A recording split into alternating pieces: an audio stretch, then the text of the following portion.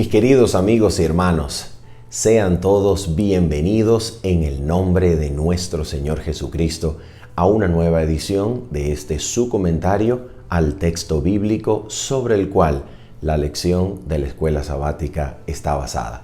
Para nosotros es un privilegio, en el temor y en la gracia de nuestro Señor, poder servirle, ofreciendo un comentario, una lectura comentada de los textos bíblicos, de manera que usted pueda crecer mediante la contemplación de Cristo, como la Biblia lo presenta, contemplándolo a través de las Sagradas Escrituras, creciendo así en la gracia y ser afirmados en la fe de nuestro Señor Jesucristo.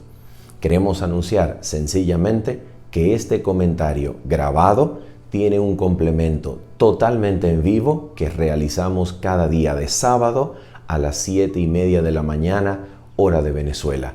Si usted tiene por tanto alguna pregunta, inquietud, por favor, no dude en escribirla en los comentarios y en el nombre del Señor las tomaremos en cuenta para darle respuesta en el nombre del Señor el día sábado a las 7:30 de la mañana, hora de Venezuela.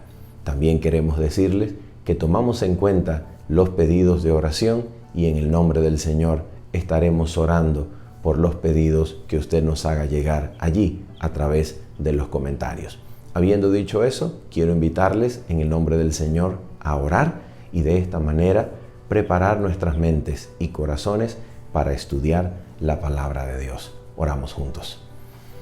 Nuestro Padre Celestial, Señor bendito y Dios del cielo, Padre, es en el nombre precioso, completo y bueno de Cristo nuestro Salvador que nos atrevemos, bendito Padre, en sus méritos a entrar delante de ti en santa audiencia, Señor, para de esa forma demandarte en humildad, Señor, en total dependencia de Cristo, el cumplimiento de tu promesa de enviar tu Espíritu Santo, Señor, para que eleve nuestras miradas y nos permita contemplar a Cristo en tu palabra, Señor. Que tu palabra nos instruya, nos guíe al conocimiento, Señor, de toda verdad según es en Jesús, y así nuestra fe, Señor, pueda ser afirmada en total confianza en tus promesas bondadosas. En el nombre precioso, Señor, lo pedimos y lo agradecemos. Amén y amén. Muy bien, quiero invitarles entonces a que usted pueda abrir juntamente conmigo su Biblia en Primera de Corintios, capítulo número 15, versículo número 19. Primera de Corintios, capítulo 15, versículo 19. ¿Cuál es la razón por la cual vamos a comenzar por ese versículo? La razón es muy sencilla. Este versículo, que proviene del Espíritu Santo por medio del apóstol Pablo, encierra lo que podría muy bien ser el motivo, la razón por la cual los escritores de la Biblia, no solamente del Antiguo Testamento, sino también del Nuevo Testamento, la razón por la cual ellos ven en la resurrección la esperanza esencial ante el fenómeno terrible de la muerte. Aquí en 1 Corintios 15, 19 se encuentra la esperanza y la razón de la esperanza a la cual se aferran los autores de la Biblia. Y mira cómo dicen estas palabras. 1 Corintios, capítulo número 15, versículo 19. Dice así el apóstol Pablo: si en esta vida solamente esperamos en Cristo, somos los más dignos de conmiseración de todos los hombres. ¿Qué quiere decir el pasaje? El pasaje significa algo como esto: si nuestra fe, si nuestra esperanza solamente significa algo para esta vida, Si solamente en esta vida nosotros tenemos acceso, fe, a algún tipo de beneficio de parte de Dios, si solamente para esta vida tenemos a Dios, si solamente Dios significa algo para esta vida, entonces somos los más dignos de lástima de todos los hombres. ¿Por qué razón? Porque en esta vida que vivimos, nosotros no vemos que siempre los justos se levantan por encima de los injustos, teniendo recompensa de su actuar, teniendo una vida que resulte en bonanzas esperadas y aguardadas. No, Señor. En esta vida nosotros no vemos eso pasar el 100% de las veces. ¿Qué es lo que vemos con mayor realidad y frecuencia? Vemos que el justo sufre por causa de los injustos. Vemos justos llorar la muerte de sus hijos. Vemos justos temerosos de Dios sufrir de pobreza, sufrir de precariedades, sufrir de pérdidas trágicas, bien sea de trabajo, bien sea de algún familiar, bien sea de alguna otra condición. Vemos en este mundo que los hombres y mujeres temerosos de Dios no siempre cosechan esa bendita y anhelada prosperidad en esta vida. ¿Verdad que no? La pregunta es entonces, si en esta vida las cosas no salen como es nuestro anhelo y como es nuestra comprensión de la palabra que la vida del justo esperaría ser, si no vemos eso en esta vida, entonces, ¿en qué se afirma la esperanza suya y la mía que anhelamos, esperamos y confiamos en Dios? ¿En qué se aferra? A ver, ¿qué podemos decirle a nosotros, a una persona que teme a Dios, que ama a Dios, pero que lo ha perdido todo? Que ha perdido la familia, que ha perdido algún ser amado y querido. ¿Qué podemos decirle a ese que llora en el polvo de la tierra en esta vida y aún teme a Dios? ¿Qué podemos decirle? ¿Podemos prometerle que esta vida le devolverá lo que ha perdido tan trágicamente? No podemos prometerle eso, pero podemos señalarle la bendita esperanza de la restauración de todas las cosas en Cristo en el día de la resurrección. La resurrección implica no solamente el devolvernos la vida, la resurrección implica entonces la bendita esperanza de que todos los anhelos del justo podrán finalmente recibir cumplimiento. La resurrección implica que las tragedias e injusticias de la vida diaria no sucederán más. Las cosas serán justificadas. ¿Qué quiere decir? Las cosas serán puestas en su recto y adecuado lugar. El justo verá cumplidos los anhelos del corazón y los impíos que no se dieron a la gracia verán que hay diferencia entre servir a Dios y no servirle. De eso se trata la resurrección. La resurrección es como el bendito momento y fenómeno en la historia de la salvación en donde las cosas serán rectificadas como deben ser en el gran plan del Dios eterno. De eso se trata la resurrección. Por esa razón, aquí en 1 Corintios 15, 19, tenemos el motivo, el gran motivo de anhelar la esperanza de la resurrección. ¿Cuál es ese motivo? Pues que nosotros, los temerosos del Señor, anhelamos que las cosas sean restauradas, sean rectificadas, que las cosas sucedan tal y cual como Dios las ha prometido. Que el justo vea que valió la pena recibir en el temor del Señor cualquier cosa que esta vida pueda traer para nosotros.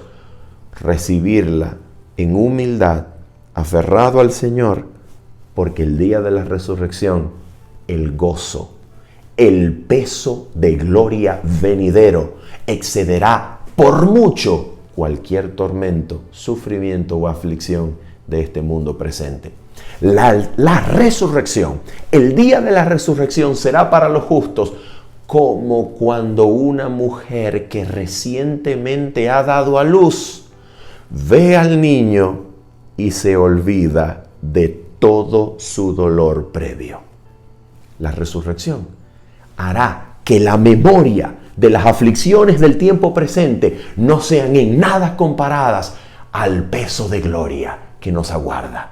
La resurrección nos hará saber que verdaderamente este mundo y su dolor no fueron nada. Y podremos a los pies de Cristo depositar nuestras coronas y decirle: gracias. Gracias también por lo que sufrí. Gracias también por la tribulación. Gracias también por el dolor. Hoy bendigo tu nombre y entrego mi corona de vida a ti, Señor, el único, soberano, digno de alabanza, el único que es digno de agradecimiento por esta vida que recibo. De eso se trata la resurrección. De eso se trata. Vamos entonces a mirar cómo esta esperanza está formada en las mentes de los autores bíblicos del Antiguo Testamento. Vamos entonces a mirar cómo se forma esta esperanza en los autores del Antiguo Testamento. Y para ello vamos a comenzar con lo que fue el versículo de memoria escogido por los editores o el contribuyente principal de la escuela sabática para esta lección. Se trata de Hebreos capítulo número 11, versículo número 17 al 19.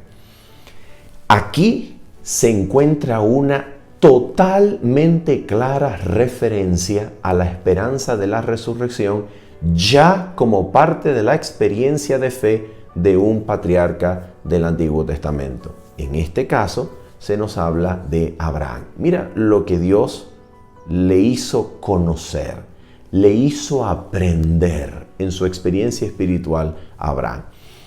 Hebreos 11, versículos 17 al 19 nos dice lo siguiente. Por la fe Abraham, cuando fue probado, ofreció a Isaac, y el que había recibido las promesas ofrecía su unigénito. Esto es Génesis capítulo 22. Sigue diciendo, habiéndosele dicho, en Isaac te será llamada descendencia. En otras palabras, la razón por la cual el versículo 17 se cumple y es realidad, en otras palabras, la razón por la cual Abraham es capaz de llevar a Isaac a holocausto, la razón por la cual Abraham es capaz de ofrecer a su unigénito, al que amaba, la razón por la cual él es capaz de cumplir con la voz de Dios que le pide semejante sacrificio, es, según el versículo 18, porque se le había dicho, en Isaac te será llamada descendencia. Entonces, nota esto. Aquí hay algo que parece contradictorio y es la razón por la cual el versículo 19 nos va a decir qué es aquello a lo cual Abraham se aferra para llevar a cabo lo que se nos dice en el versículo 17. Es decir, ofrecer a Isaac. Mira esto. Aquí hay dos cosas que aparentemente son contradictorias. En primer lugar, hay una palabra, una promesa, una voz de Dios que precede al sacrificio que llevó a cabo Abraham en Génesis 22. ¿Cuál es la promesa que anticipa o precede a Génesis 22? La promesa es, en Isaac te será llamada descendencia.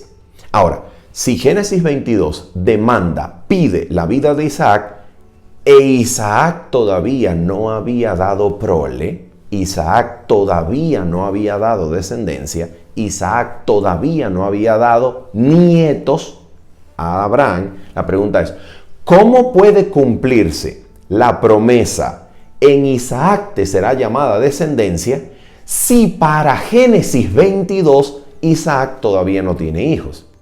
Entonces, la única forma en la que Abraham estuvo o estuviera dispuesto a ofrecer a Isaac en sacrificio es que él creyera lo que dice el versículo 19. ¿Qué es lo que Abraham creía? Versículo 19.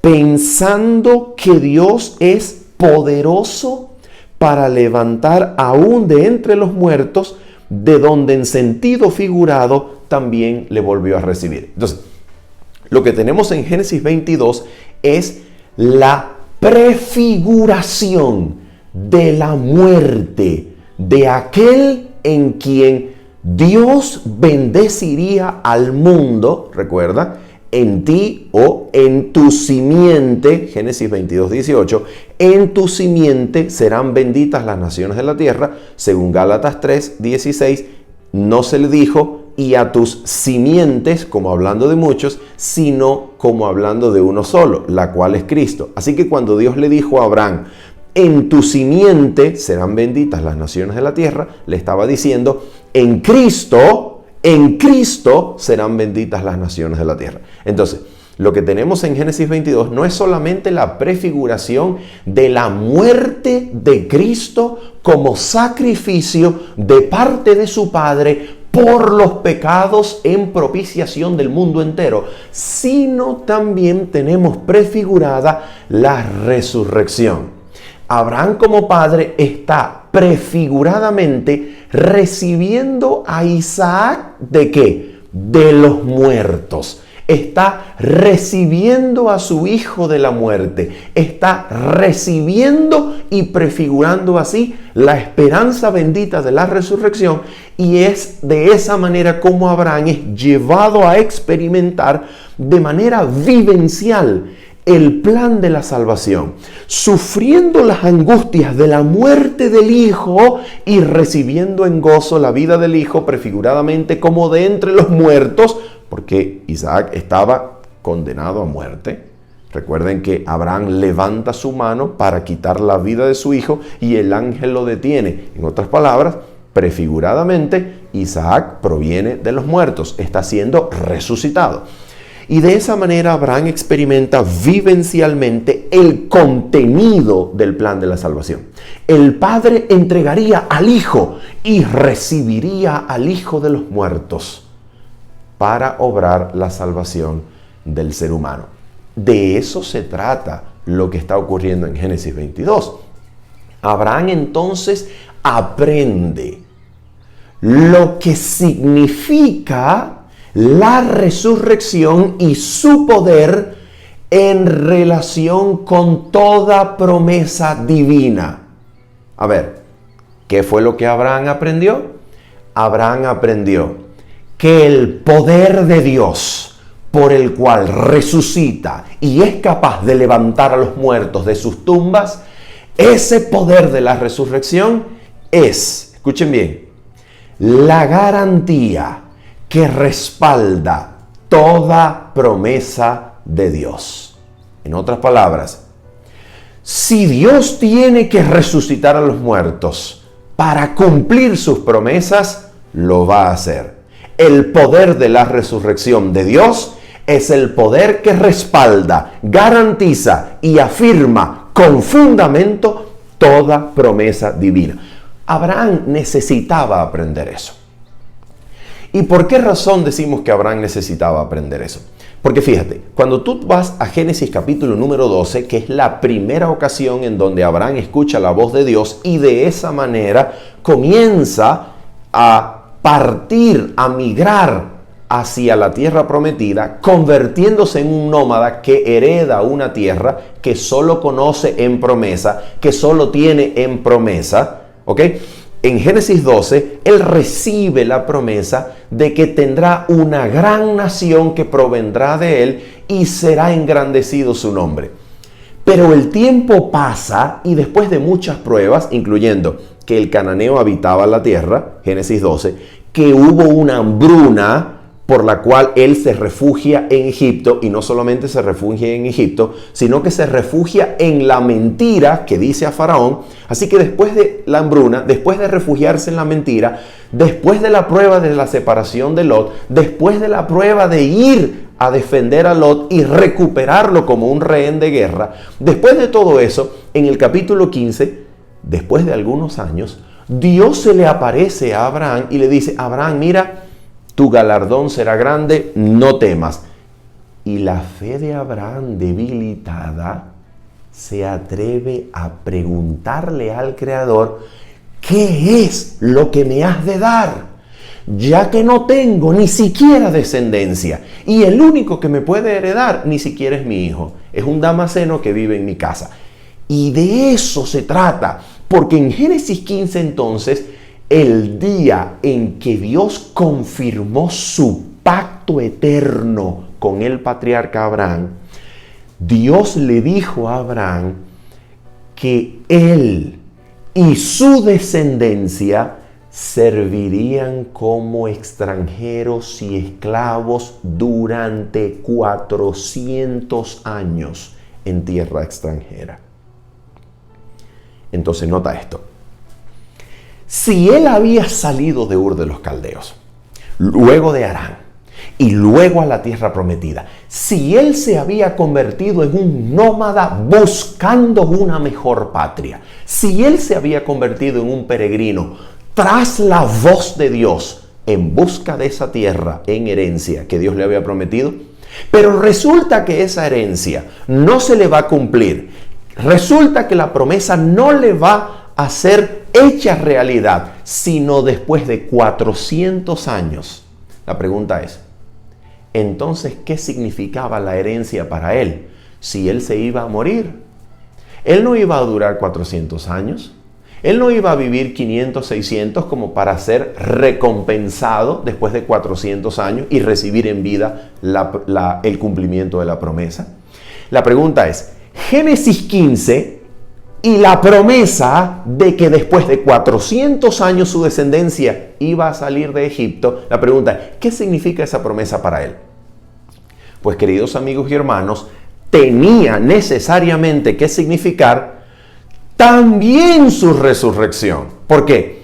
Porque si él, el heredero de la promesa, no recibirá el cumplimiento sino después de 400 años, la pregunta es, ¿qué se necesita hacer para que él reciba también el cumplimiento de esa promesa? Se necesita que el hombre sea resucitado de los muertos. Se necesita que Dios lo levante a él de la muerte. Y eso está en perfecta consonancia con el hecho de que Jesús en el Nuevo Testamento promete que los extranjeros que lleguen al reino se sentarán en la misma mesa con Abraham, Isaac y Jacob. Quiere decir que si Abraham no está siendo contado como parte del pueblo que recibe el cumplimiento de la promesa, entonces la promesa no siendo para él, sino solo su descendencia, ¿qué significaría entonces para él? ¿Qué significaría para él una promesa que no se cumplirá en su vida, sino solamente en la de su descendencia? Por esa razón, la salida del pueblo de Israel de Egipto demandaba la resurrección de los muertos también para Abraham, en donde Abraham iba a ser resucitado y recibiría en vida el cumplimiento de la promesa. La razón por la que esa resurrección no se cumple, y atención con esto, resurrección que está prefigurada también en el cruce y salvación de los hebreos en el Mar Rojo, como el apóstol Pablo claramente en Romanos capítulo 6 lo deriva, lo concluye. La resurrección es símbolo del bautismo, el bautismo es símbolo del cruce del Mar Rojo, como lo dice en 1 Corintios capítulo número 10. Aquí la conclusión era lógica. El pueblo que fue salvado del Mar Rojo fue salvado para que el pueblo confiara en la promesa de que este Dios, con la finalidad de cumplir todo lo que había prometido para Abraham y para su descendencia, podía resucitar a este pueblo de la muerte, podía traer la resurrección de los muertos y de esa manera cumplir las promesas. La razón por la que esta resurrección, que está esperada para la salida de Israel de Egipto, no se cumplió, resurrección que probablemente era la esperanza de José al dar instrucciones sobre sus huesos, esta resurrección no se cumplió en la liberación de Israel de Egipto por causa, como dice Hebreos capítulo número 3, de la incredulidad de ellos. Y por causa de esta incredulidad, entonces la esperanza de la resurrección, ya presente en la promesa bendita de pacto eterno que Dios le hace a Abraham en Génesis 15, esta resurrección va a ser tomada, desarrollada, pensada en una revelación progresiva por parte de los autores del Antiguo Testamento, hasta que cuando llega al Nuevo Testamento es totalmente esclarecida, totalmente estructurada en su orden preciso, hasta el punto de que el apóstol Pablo hablará de un orden de la resurrección, primero las premisas, luego el resto, ya en Primera de Corintios, capítulo número 15, y por supuesto cuando vamos al libro de Apocalipsis, la resurrección como doctrina bíblica está absoluta y claramente detallada, cada quien en su orden, antes de los 1000 años, después de los 1000 años y así sucesivamente. Pero lo que vamos a ver en el Antiguo Testamento es que esta esperanza está por desarrollar, está en camino de revelación, hasta que en el Nuevo Testamento es absolutamente claro. Por esa razón, cuando nosotros abrimos, por ejemplo, Job capítulo 19, nosotros nos encontramos por primera vez en el Antiguo Testamento. Recuerden que el libro de Job probablemente es el libro primero hablando cronológicamente en su escritura, probablemente es el primer libro que escribió el profeta Moisés y lo hizo mientras estaba todavía en su etapa de pastor, contemplando la creación del Señor y aprendiendo en sumisión y en humildad durante estos 40 años de su vida preparatorios antes de su gran obra, que sería el ser libertador del pueblo de Israel. Durante esta etapa preparatoria, probablemente Moisés escribe Job contemplando la creación del Señor en el humilde oficio de un pastor de las ovejas de su suegro. Job 19, versículos 25, vamos a leerlo.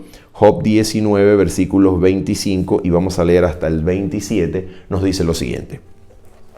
Yo sé que mi Redentor vive y al fin se levantará sobre el polvo.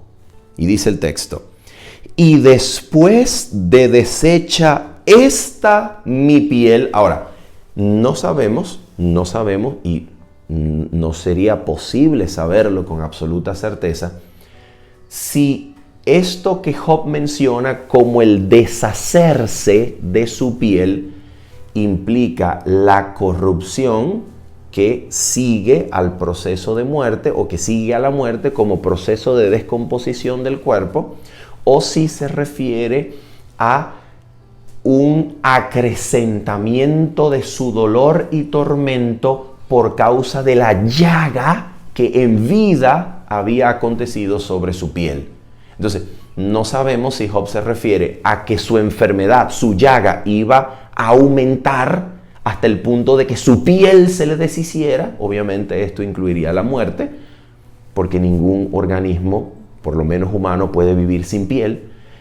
O no sabemos si Job se está refiriendo a la descomposición de su piel después de morir. No lo sabemos. Pero el punto es que Job está pensando que aunque su piel se deshaga, mira lo que ocurre con él. Escucha. Y después de deshecha esta mi piel, en mi carne, versículo 26, he de ver a Dios, al cual veré por mí mismo, y mis ojos lo verán y no otro, aunque mi corazón desfallece dentro de mí. Lo que nosotros tenemos aquí en Job es algo maravilloso. ¿Por qué razón? Número uno, tenemos una esperanza bendita, gloriosa, el espíritu de profecía diría que Job subió y ascendió por la escalera de la fe hasta aferrarse a la bendita promesa divina. No solamente eso. Número 2, Job implica de manera irrefutable con sus palabras la resurrección del cuerpo. ¿Por qué? Porque dice que lo verá en mi carne. En mi carne he de ver a Dios. Con mis propios ojos lo veré. Así que Job no está implicando, no cree, no es un propulsor ni creyente en ninguna inmortalidad incondicional del alma, en donde el alma, habiéndose liberado de la cárcel del cuerpo, habiéndose liberado de la corporeidad, entonces verá a Dios en un estado celestial, incorpóreo, etéreo. No, nada de eso. Job habla de una resurrección del cuerpo. Su carne verá a Dios, en su carne lo verá. En pocas palabras, la única vida consciente de la que Job es capaz de predicar, creer y aferrarse aquí es la vida que se experimenta en el cuerpo. Por tanto, la resurrección, como hacíamos hincapié la semana pasada, la resurrección, única esperanza de la que habla la Biblia, es resurrección del cuerpo. No hay otra vida. La vida no está en ningún lugar fuera del cuerpo. Nada de eso. Nada de entidades no corpóreas, conscientes. No, señor, la Biblia no habla nada de eso. La única esperanza de la resurrección en la Biblia es la resurrección del cuerpo, resurrección corporal. Y allí precisamente usted y yo, como creyentes en la Biblia, tenemos las razones por las cuales debemos cuidar el cuerpo. El cuerpo no solamente se ha de cuidar para tener larga vida, el cuerpo también se ha de cuidar porque es lo único en combinación con lo cual el aliento de vida otorga vida. El cuerpo no es desechado, el cuerpo es parte de lo que constituye la experiencia de nuestra vida. Por esa razón, si hemos de salir de nuestras tumbas en el cuerpo, por esa razón, honremos al Creador, aún en el cuerpo. Oh, pero el cuerpo será transformado. Sí, pero el cuerpo que será transformado es el que usted tiene, no otro cuerpo. Por tanto, hay que honrar al Creador, cuidando del cuerpo, pues en el trato al cuerpo se evidencia y se desarrolla también el carácter cristiano. De eso se trata. ¿Y a qué nos referimos con cuidar el cuerpo? ¿A maquillarlo? ¿A adornarlo? No, a vivir en conformidad con las leyes de la salud. Leyes que Dios dejó en su creación para que todo creyente en Él pueda respetarlo, glorificarlo, observando las leyes de la salud que contribuyen a la mejor vida en el cuerpo. Única vida de la que habla la Biblia, la vida en el cuerpo. No hay más vida. No se habla de otro tipo de vida, de otro tipo de existencia no corpórea en la Biblia. Cuidado con eso. Ahora mira esto. Vamos a seguir, por favor, a el Salmo número 49. El Salmo 49, vamos a verlo, al igual que Isaías, implica, como ya lo decíamos, reflexionando sobre 1 Corintios 15, versículo 19, implica el hecho de que la resurrección ocupa el lugar de la bendita esperanza que restaurará todas las cosas. ¿Por qué razón? Mira, cuando leemos el Salmo 49, nosotros nos vamos a dar cuenta que el Salmo 49 se hace y se escribe en un diálogo con lo que es la falsa seguridad y esperanza de un necio, de alguien que ha confiado en sus bienes, alguien que confía en el poder que le traen sus riquezas. Y el Salmo número 49, así como el 71, así como Isaías 26, se forma en ese contexto. En el contexto de lo que es la esperanza del necio versus la esperanza mía, que no pongo mi confianza en mis bienes, sino en Dios y su poder. Mira lo que dice el Salmo 49. Vamos a comenzar a leer, por favor, desde el versículo número 5. Dice: ¿por qué he de temer en los días de adversidad cuando la iniquidad de mis opresores me rodeare? Versículo 6, atención. Los que confían en sus bienes y de la muchedumbre de sus riquezas se jactan, ninguno de ellos podrá en manera alguna redimir al hermano, ni dar a Dios su rescate. ¿Qué cosa es dar a Dios su rescate? ¿Qué cosa es eso? Redimir una vida o dar a Dios el rescate. Mire, es muy sencillo. Dios en la ley pedía la vida de todo primogénito, ¿ok? Incluyendo el primogénito humano, incluyendo el primogénito animal. Ahora, había una forma de redimir esa vida, incluyendo la del animal o la del humano, y obviamente la vida del humano era necesario redimirla. Esto no había de otra, porque Dios no demandaba ni pedía sacrificios humanos, y eso es absolutamente claro desde el Génesis, sobre todo Génesis capítulo número 9. Y aquí entonces la vida del humano había que redimirla. ¿Cómo había que redimirla? Llevando una ofrenda al templo, llevando una ofrenda y presentándola delante del Señor.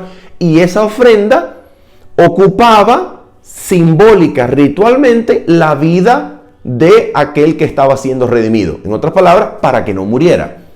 Cuando se trataba de un animal, supongamos que el primogénito del animal, del ganado vacuno, quería ser redimido. Bueno, para redimir esa vida, para redimir la vida de esa vaca, de ese toro, se debía llevar al templo un tanto más otro tanto, es decir, según lo estipulado en la ley, se llevaba una vida o una suma de dinero que se equiparaba con la vida del primogénito, más se le sumaba otro tanto según lo estipulaba la ley, y entonces en vez de morir ese animal, se entregaba eso al templo, y de esa manera ese animal no moría, sino que era redimido. Entonces, ¿cuál es la metáfora que se utiliza aquí? Mira, la metáfora es que no importa cuántos bienes, cuánta riqueza puede el hombre tener, ninguna de esas riquezas puede ser entregada a Dios para decirle: Dios, ¿sabe qué? Mira, yo acumulé toda esta fortuna, yo te la voy a entregar y yo salvo mi vida para que yo no muera. Eso es imposible. Eso no se puede hacer. Porque sencillamente cada ser humano que vive sobre la tierra muere. La pregunta es: ¿y entonces cuál es la esperanza? Precisamente, si la muerte no es la última palabra, ¿cuál es la esperanza? ¿Cuál es la esperanza? No los bienes. Como dice el Salmo, no es la esperanza considerar que nuestras casas serán eternas y les ponemos el nombre a nuestras casas. No, esa no es la esperanza. ¿Cuál es la esperanza? Versículo número 15. Pero Dios redimirá mi vida. Nota esto. Lo que el hombre no puede hacer para redimir su vida, Dios lo hace por él, porque es que Dios entregó precio de sangre por nuestra vida. En la persona de su Hijo, según Primera de Pedro, capítulo número 1, versículo 18 en adelante, fuimos redimidos, no con cosas corruptibles como oro o plata, sino con la sangre preciosa de Cristo, preparado ya desde antes de la fundación del mundo como cordero sin mancha. Quiere decir que antes de la fundación del mundo, Cristo Jesús es la garantía de vida para todo ser humano. De manera que todo ser humano recibe, gracias a Cristo, esta vida en la tierra, una segunda oportunidad de gracia, y recibe aquel que ceda a su gracia que nos atrae desde su trono, recibimos la vida eterna juntamente con Él. Es decir, la inmortalidad como don de Cristo. Recuerden que ningún ser humano participa de la inmortalidad sin o independiente de Cristo. La inmortalidad es un don que proviene de Cristo. Cada ser humano recibe la vida en esta tierra como un don gratuito, ya concedido gracias al Calvario, y se recibe la inmortalidad como don concedido de parte de Cristo a los que ceden a su gracia, movidos y atraídos por su amor que brota de la cruz. ¿Ok? Entonces, nota esto. Pero Dios redimirá mi vida del poder del Seol, porque Él me tomará consigo. Bendita promesa, bendita esperanza. Él resucitará nuestro cuerpo de la muerte. Él nos levantará. No necesitamos poner nuestra esperanza ni en riquezas, ni codiciar la prosperidad o riquezas de los necios. No, porque Dios en la resurrección pondrá todas las cosas en su correcto lugar. Isaías capítulo 26, vamos allá rápidamente. Isaías capítulo número 26. En Isaías capítulo número 26, la descripción de la situación de Israel es absolutamente dramática. Es genial la manera en la cual el autor bíblico metafóricamente compara la experiencia de sufrimiento y de tormento de Israel como con una mujer encinta que da a luz, y cuando da a luz lo único que da a luz es viento. En pocas palabras, es una experiencia de frustración. ¿Cuál es la experiencia de frustración? Isaías capítulo 26, versículo 15. Aumentaste el pueblo, oh Jehová. Aumentaste el pueblo, te hiciste glorioso, ensanchaste todos los confines de la tierra. ¿Qué quiere decir aumentaste el pueblo? Que Dios cumplió realmente la promesa a Abraham. Dios engrandeció su nombre, hizo de él una gran nación. Eso significa aumentaste el pueblo. En pocas palabras, sí Dios, tú le cumpliste a Abraham. Sí Dios, tú cumpliste la palabra a Abraham. Pero hay un problema. ¿Cuál es el problema? Que aunque esa promesa se cumplió, el pueblo no ha visto gloria. El pueblo sufre. Mira cómo lo dice. Jehová, en la tribulación te buscaron. ¿Quiénes te buscaron? El pueblo al que ensanchaste, el pueblo al que reprodujiste y aumentaste, el pueblo al que multiplicaste. Entonces mira, Jehová, en la tribulación te buscaron. Derramaron oración cuando los castigaste. Como la mujer encinta cuando se acerca el alumbramiento, gime y da gritos en sus dolores. Así hemos sido delante de ti, oh Jehová.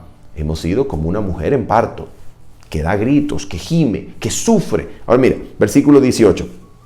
Concebimos, tuvimos dolores de parto, dimos a luz viento.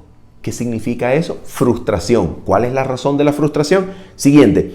Ninguna liberación hicimos en la tierra, ni cayeron los moradores del mundo. ¿Qué significa eso? Significa que el pueblo multiplicado y engrandecido, cumplimiento de la promesa de Dios a Abraham, todavía sigue en esclavitud. ¿Qué significa eso? Que después de los 400 años que Dios le prometió a Abraham que su descendencia iba a servir como esclava en una tierra extranjera, después de esos 400 años y de la liberación de Egipto, el pueblo volvió a esclavitud. Precisamente Isaías probablemente tiene en mente la esclavitud babilónica. Entonces, si el pueblo sigue en esclavitud, si el pueblo no ha experimentado liberación, y atención con esto, cuando Jesús habla con los líderes del pueblo judío, en Juan capítulo número 8, les dice que todavía son esclavos. Ante lo cual ellos se asombran y dicen, nosotros somos descendencia de Abraham, jamás hemos sido esclavos. ¿Cómo que no? Si eran esclavos de Roma en ese momento. Desde aproximadamente el año 63 a.C., el general Pompeyo había convertido en una provincia romana Jerusalén. Y la pregunta es, ¿cuál es la razón por la cual el pueblo, después de tanto tiempo, no ha experimentado liberación? Hebreos dijo que fue por causa de la incredulidad. Y ahora mira lo que nos dice Isaías. ¿En dónde se cifraba entonces la esperanza del pueblo ante una vida histórica de esclavitud? ¿Dónde se cifraba la esperanza? Mira, versículo número 19. Tus muertos vivirán. Oh sí, ¿para qué vivirán? Para ver el cumplimiento de la liberación, para ver el cumplimiento de la palabra de Dios, bendito por los siglos. Para que vean que Dios cumple, los muertos resucitarán. Dice, Tus muertos vivirán, sus cadáveres resucitarán. Despertad y cantad, moradores del polvo, porque tu rocío es cual rocío de hortalizas, y la tierra dará sus muertos. Y esto es maravilloso. Y esto es maravilloso. ¿Por qué razón? Porque la tierra finalmente dará sus muertos, los entregará de vuelta. La tierra aquí se presenta metafóricamente como una cárcel que lleva cautivo a todo morador de la tierra. Y dar la tierra de vuelta a los muertos significa, en otras palabras, que su cárcel de muerte se abre y entonces vuelven a la vida los que fueron llevados cautivos al polvo de la tierra. La pregunta es, ¿para qué salen a la vida? Pues, según Daniel capítulo número 12, que vamos a leer en breve, salen a la vida para ver el cumplimiento de las palabras de Jehová, de las palabras del Dios eterno, y para recibir en vida, bien sea la recompensa eterna o la condenación. ¿Por qué razón? Porque tanto la recompensa eterna como la condenación no se pueden recibir estando muertos.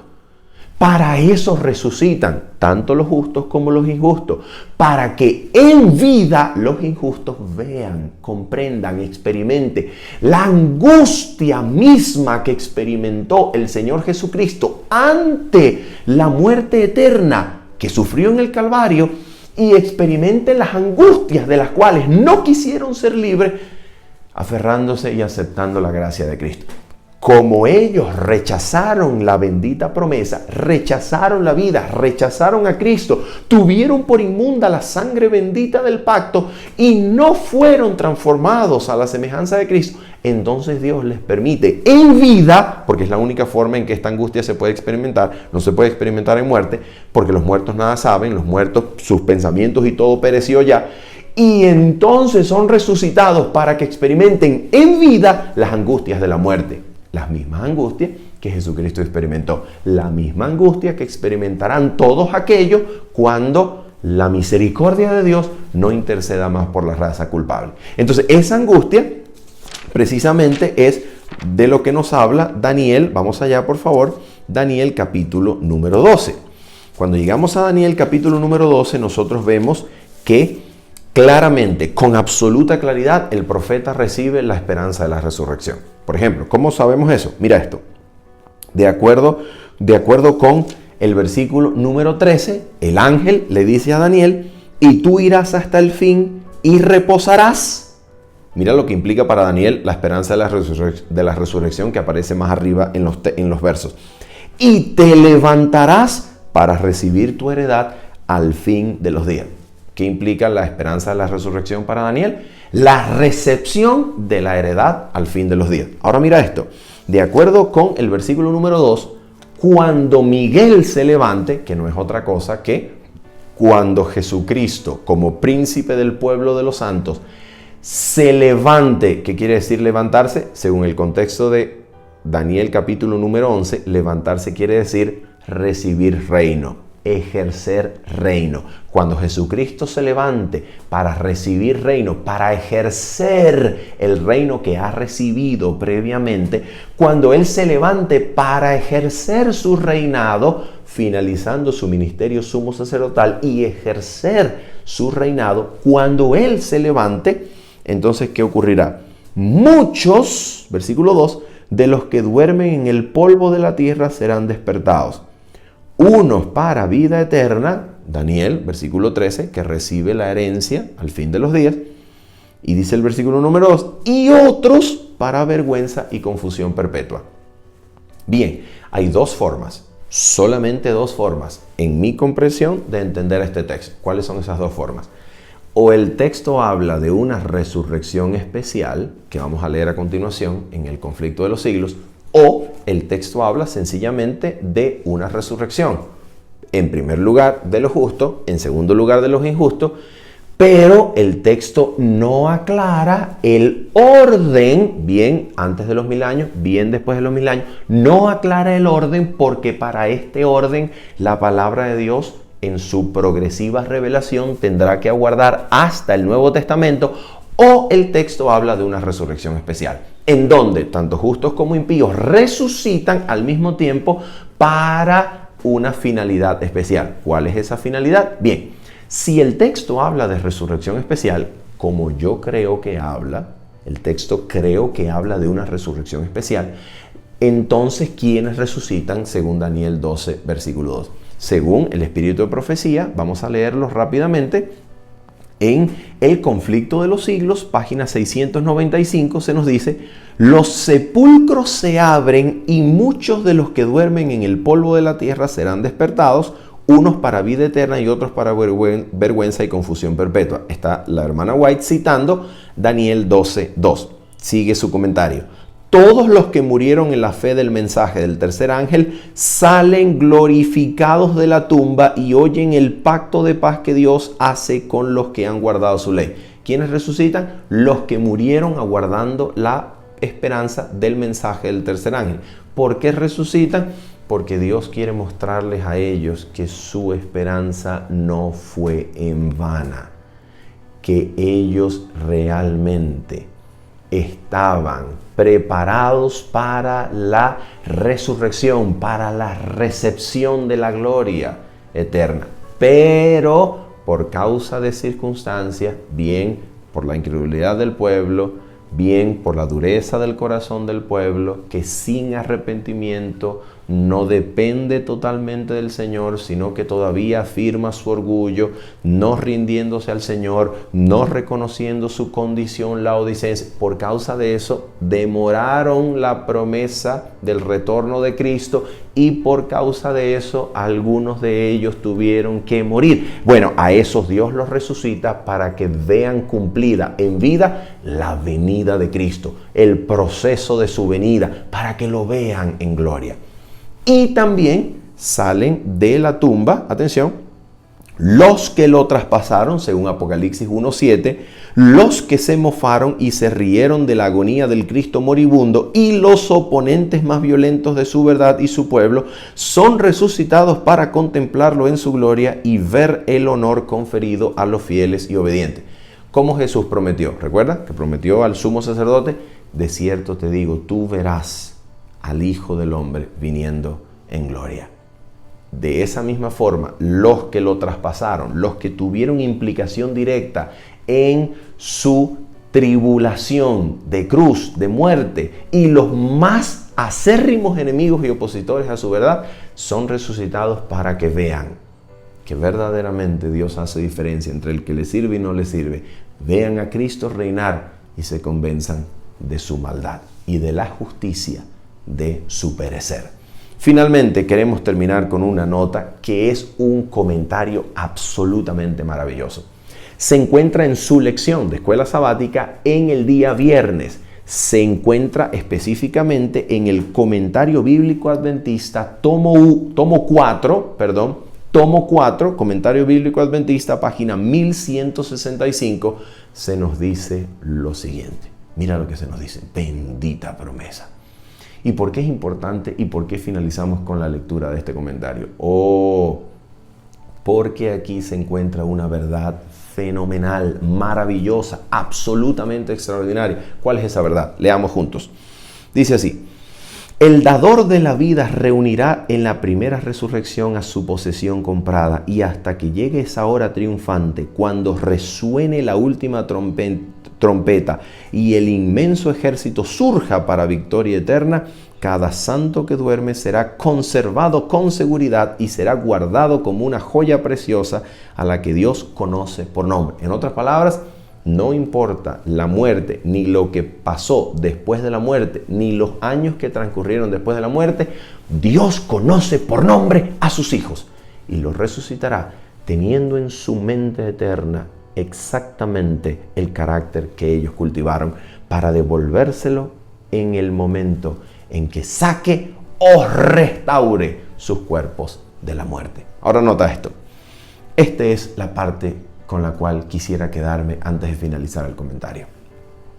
Mediante el poder del Salvador, que estuvo en ellos mientras vivían, y porque fueron participantes de la naturaleza divina, son sacados de entre los muertos. ¿Qué significa eso?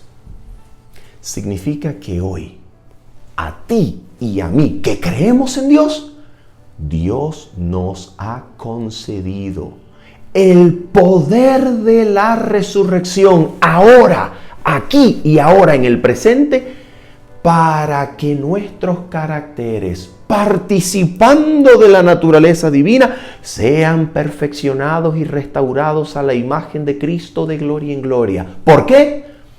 Porque la resurrección no transforma el carácter. La resurrección no restaura el carácter. La resurrección no cambia, no transforma el carácter.